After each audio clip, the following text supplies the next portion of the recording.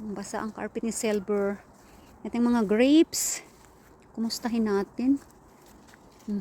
Tinuktok ko na ng ibon dyan. Yan, mga violet na rin. Alright, ayan oh. Pahinog na rin ang mga grapes.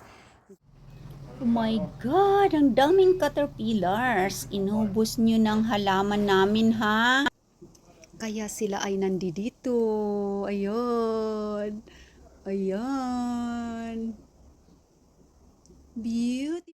Hi everyone, welcome. Dito ako sa aming garden ngayon.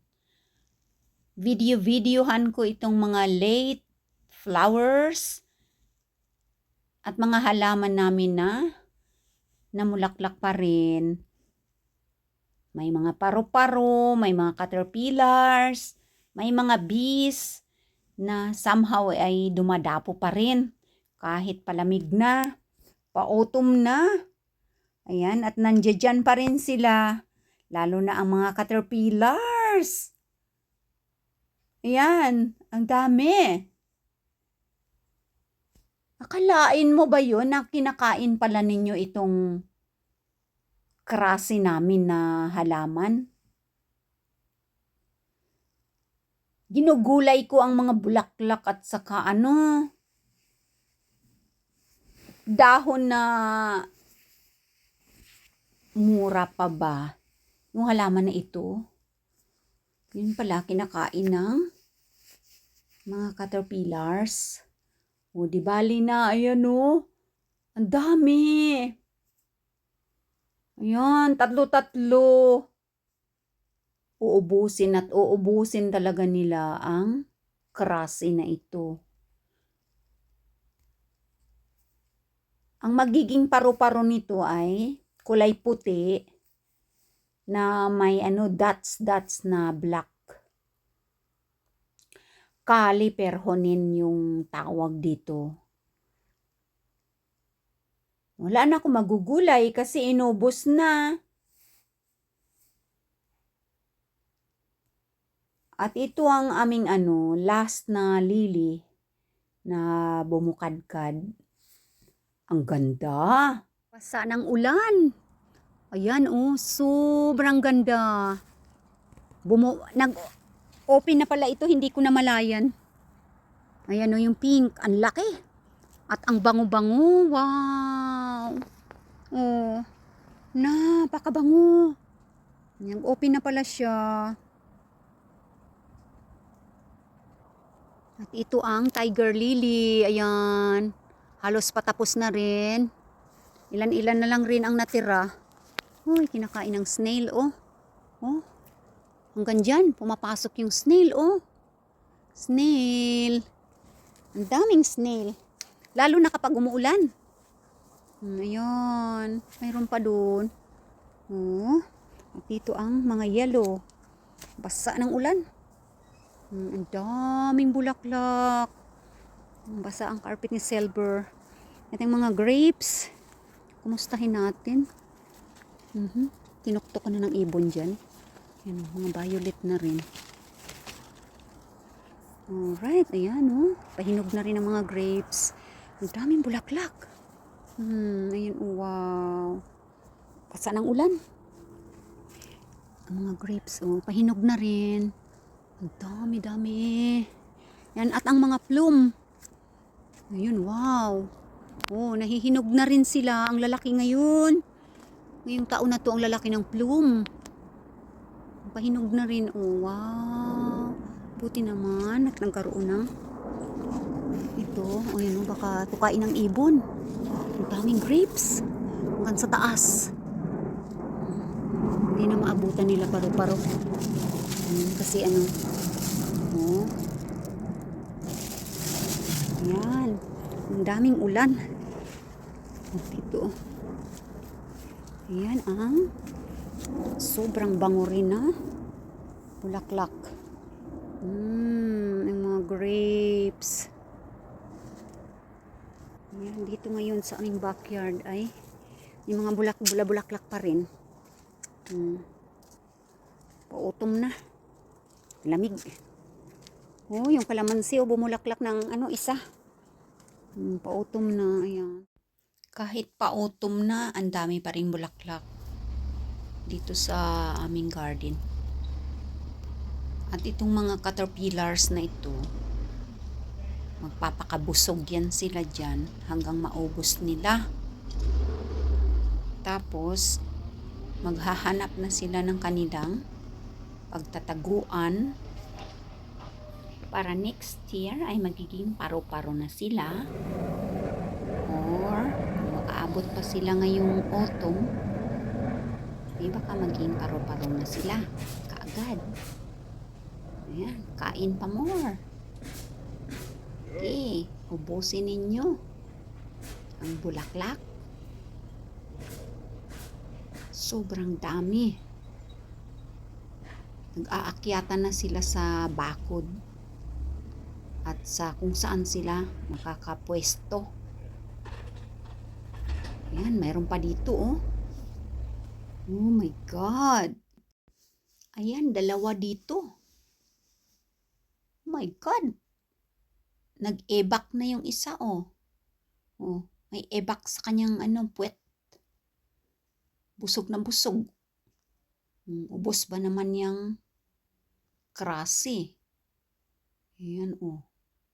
Dalawa sila oh. Ang ganda pero ayaw kong hawakan. Takot ako. Ayan oh. Oh my God. Uy, nag-ebak. Nalaglag yung kanyang ebak oh. Pag butterfly na, okay na. Tapos na yung yung mga dahon ng krase. Ang daming caterpillars. Ayan, oh, inubos na ninyo ha. Ayan oh, paubos na yung mga dahon. Magandang paro-paro ang lalabas dyan. Ang lalaki ng caterpillars. Oh, ayan, hanggang dun. Ubos na. O, dalawa pa dito kumakain ng bulaklak niya. Ayan. Oh my God. Makain oh. Oh, sige, ubusin na ninyo yan. Para may may lakas kayo sa buong winter na magtago sa lupa. Diyan. Para maging butterfly kayo sa summer. Ang dami. Ang ganda no. Oh, inubos ninyo yung halaman namin. Ang lalaki oh. Dito oh. Yan oh. Sarap-sarap ng kain niya oh. Kain ka lang. Ayan oh. Ubusin nila yung mga kunti na lang natira na mga dahon. Oh, pag naubos na nilang lahat yan, magtatago na sila. Ilalim ng lupa para ready na yung yan oh. Lapit na silang magtago sa lupa pag malamig na.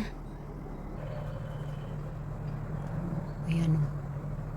Thank you for watching. Puti ito na paru-paro na may spots na black kapag sila ay maging paru-paro na. Oh, mayroon pa dun. Ayun. At ayan, ang dami. Oh, ayun. Oh. Tapos mayroon pa dito. Ayan, ang dami nila. Pag naging paru-paro na sila, hindi na sila nakakatakot, di ba?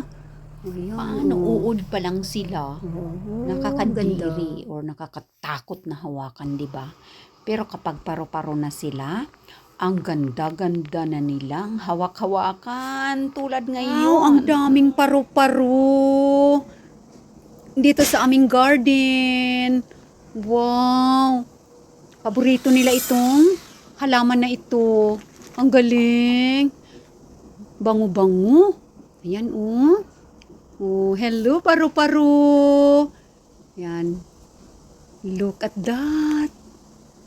Kayo na dalawa dun. Ito ang ganda. Oh, magkaiba. Iba ito oh.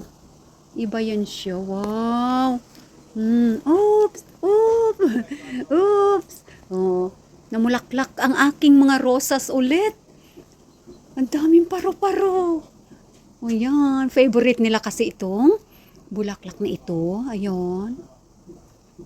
Kaya sila ay nandito. Ayun. Ayan. Beautiful. Okay. Happy ang paru-paro Happy silang manginginain dyan. Oh. Tapos dito ang mga rosas ay namulaklak din ulit. Ayan, ang ganda. Ano pa ang mga namulaklak dito? Mga late flowering. Ayan ang viola. Ng sili. At ang crushy ay patapos na. Dito may rosas pa rin. Ayan, tapos dito may rosas pa rin. Oh, mga late flowering na mga halaman namin. Ayan. Oh, ang daming paru-paro. Ang dalawa dun. Dalawa. Oh. Favorite nila kasi itong halaman na ito, kaya itinatanim talaga dyan para sa mga paru-paro. May mga bees. Ayan. At dito naman ay hinog na ang mga berries, ang lalaki. Ayan, para naman ito sa special na paru-paro din, caterpillars, mga garden soil. At doon ay namulaklak na rin ang aking iba pang mga halaman. Ayan, bago mag-cold, ipasok na ito sa loob ng bahay. Look at ang gandang, lagu-lago na nila. Nagumpisa lang sa maliit yan na halaman. Ayan, ang laki na nila, oh. Ayan, thank you for watching, guys.